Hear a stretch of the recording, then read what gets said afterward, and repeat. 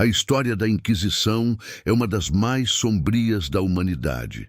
Um período em que a fé, que deveria iluminar os corações, foi usada como arma para semear medo, controlar consciências e silenciar vozes dissidentes. Para entendermos sua origem, precisamos voltar à Europa medieval, um continente marcado por guerras, pestes e uma profunda busca por respostas espirituais. Nesse cenário, a Igreja Católica se consolidava não apenas como instituição religiosa, mas também como poder político, regulando não só a vida espiritual, mas as regras de convivência, a ordem social e até mesmo o que se podia pensar ou questionar.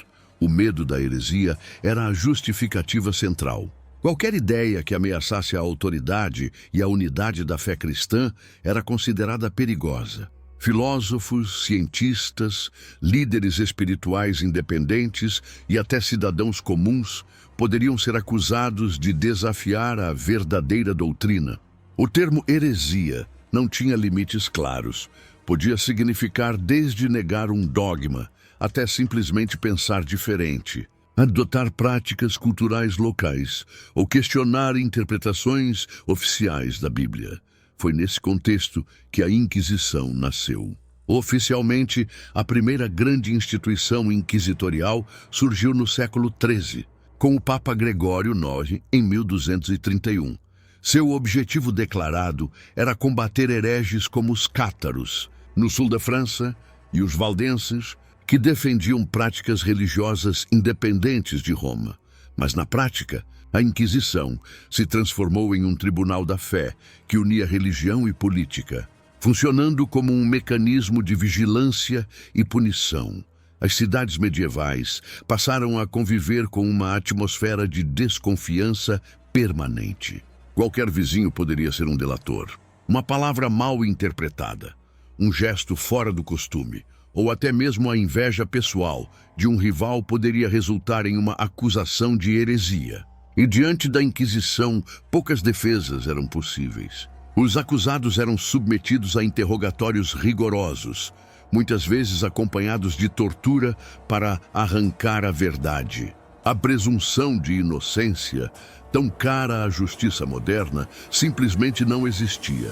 Essa primeira fase da Inquisição não ficou restrita a hereges famosos. Ela rapidamente se espalhou, atingindo camponeses, artesãos, mulheres acusadas de bruxaria, estudiosos e até membros da própria igreja que ousavam se desviar da ortodoxia. A figura do inquisidor, com sua capa negra e cruz de ferro, tornou-se símbolo do medo.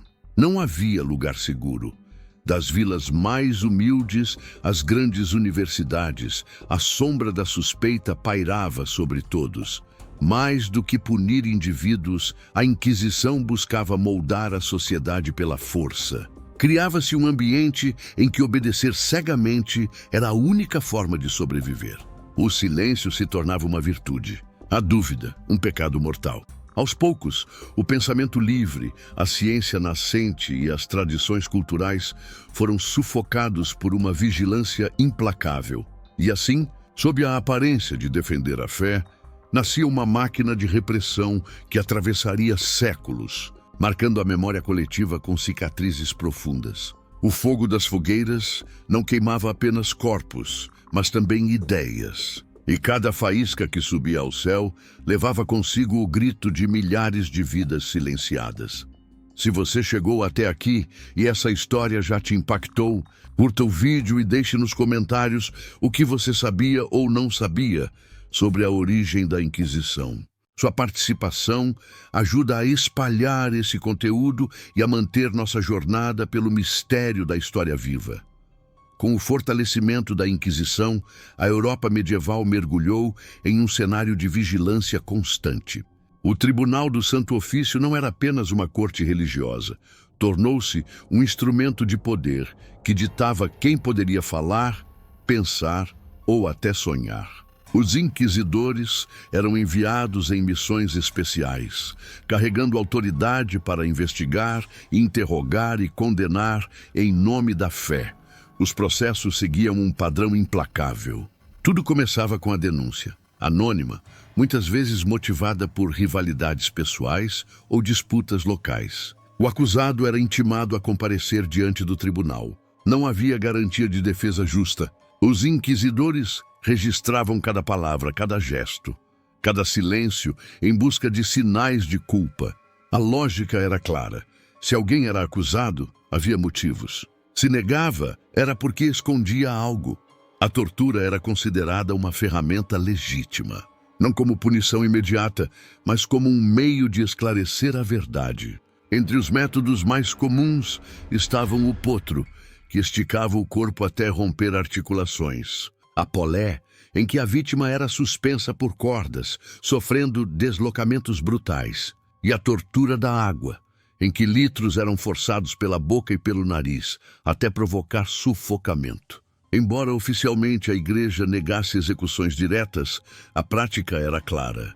Confissões obtidas sob dor eram aceitas como prova, e havia as fogueiras. A sentença máxima, reservada aos hereges obstinados, era o auto de fé, um espetáculo público encenado em praças diante de multidões. O condenado, vestido com o sambenito, uma túnica com símbolos da heresia, era conduzido até a estaca. Ali, diante de todos, seu corpo era consumido pelas chamas, enquanto pregadores exaltavam a vitória da fé sobre o erro. Para o povo era uma lição. Questionar significava arriscar a própria vida. A Inquisição também expandiu seu alcance. Em Portugal e Espanha, ganhou proporções ainda maiores, associada à perseguição de judeus convertidos, os chamados cristãos novos. Muitos foram acusados de praticar ritos secretos em suas casas. O medo se infiltrou nas famílias. Vizinhos observavam vizinhos, parentes desconfiavam uns dos outros. Em alguns casos, dinastias inteiras foram destruídas por suspeitas de heresia. O tribunal não era apenas religioso, funcionava como uma rede de poder que fortalecia reis e papas. A união entre trono e altar garantia que a fé fosse usada como instrumento de controle social. A heresia não era apenas uma ofensa espiritual, mas também um crime político. E quanto mais centralizada a autoridade, maior o espaço para abusos. A sociedade medieval se moldou sob essa atmosfera de desconfiança. Escritores, filósofos e cientistas silenciaram ideias por medo. Aldeias inteiras viviam sob a sombra de processos que podiam começar do nada. A Inquisição se tornava um espectro invisível, presente em cada esquina, em cada olhar desconfiado. O resultado foi uma era em que a liberdade intelectual e espiritual ficou sufocada. E quanto mais crescia o poder inquisitorial, mais distante a Europa ficava de abrir as portas para o pensamento livre que marcaria séculos posteriores. Se você está acompanhando essa jornada pela Era das Sombras, deixe seu like e diga nos comentários o que mais impressiona você nesses métodos da Inquisição. Sua interação ajuda esse vídeo a alcançar mais pessoas e manter viva a memória desse capítulo da história. Quando pensamos na Inquisição, é comum imaginar apenas os tribunais da Europa medieval. Mas com a expansão marítima e a colonização, o braço do Santo Ofício atravessou oceanos e se espalhou para o Novo Mundo. No século XVI, Portugal e Espanha já haviam consolidado impérios ultramarinos, e com eles levaram também a vigilância inquisitorial.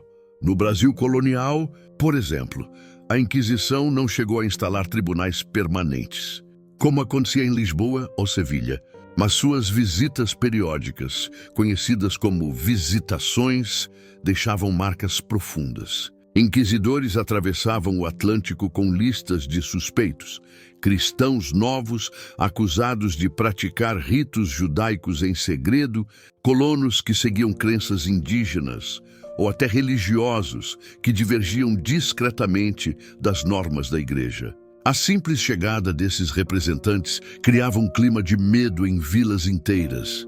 Na América Espanhola, a situação foi ainda mais severa. Tribunais foram instalados em cidades estratégicas, como Lima e Cidade do México. Ali, Colonos, indígenas convertidos e até africanos escravizados eram julgados por práticas consideradas superstição ou idolatria. Para os inquisidores, ritos locais, tradições espirituais e até canções transmitidas oralmente eram sinais de heresia. Assim, a Inquisição tornou-se também uma ferramenta de dominação cultural, sufocando tradições ancestrais em nome da ortodoxia cristã. O impacto foi profundo.